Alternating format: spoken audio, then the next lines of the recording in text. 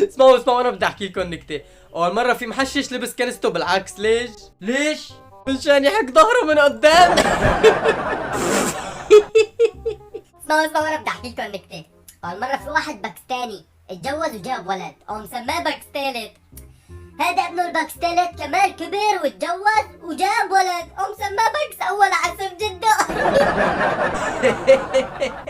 تو اجا دوري انا احكي لكم نكته. اول مره في واحد عنده 7 اولاد، قام طلع على امريكا قام سموه 7 اب.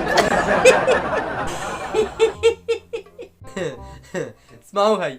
اول مره واحد بلع خريطه قام تشردق بالحسكه. اسمعوا لي هالنكته. اول مره ديك طلق مرته. ليش؟ شاف صورته على علبه ماجي.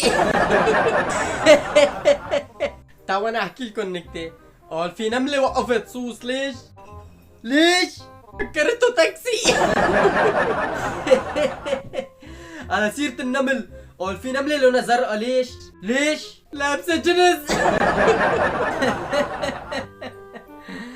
قال مرة وحدة بتسأل زوجها، بتقول له شو نفسك تصير بحياتي يا عمري؟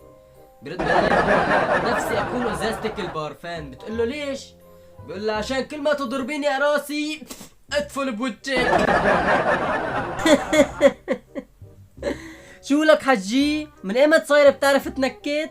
لك لكن انا جدي الله يرحمه كان حكواتي. واو حلو كتير. طيب انا رح احكي لكم نكته. اول مره في نكته انحكمت بالاعدام. ليش؟ لانه موتت شخص من الضحك. اول مره واحد بده يسافر، قام قبل ما يروح قلت له مرته خلينا شي من ريحتك، قام راح على الصالون طرت وكمل طريقه. اسمعوا هي. اول مره واحد دخل على غرفه كلها محششين، قام قال لهم حرام عليكم، قام قالوا له وعليكم الحرام. خذوا اسمعوا هي.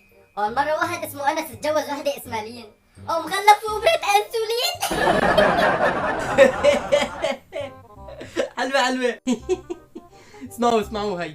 اول مره واحد حب يتعرف على وحده، بيقول لها شو اسمك؟ بتقول له دارين. بتقول له انت شو اسمك؟ بيقول لها غرفتين وصالون.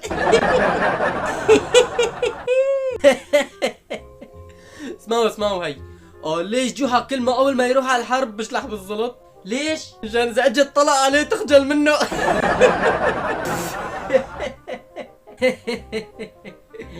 يلا وهي ضحكنا ومزحنا وصارت الدنيا نص ليل. يلا فروقنا بريحة طيبة كل واحد على غرفته. يلا انا اول واحد رايح. يلا باي. يلا وانا كمان رايح. جاي يا خال. يلا وانا كمان رايحة. يلا باي. يلا وانا وحمودة كمان رايحين. يلا باي. لا تنسوا الفولاد.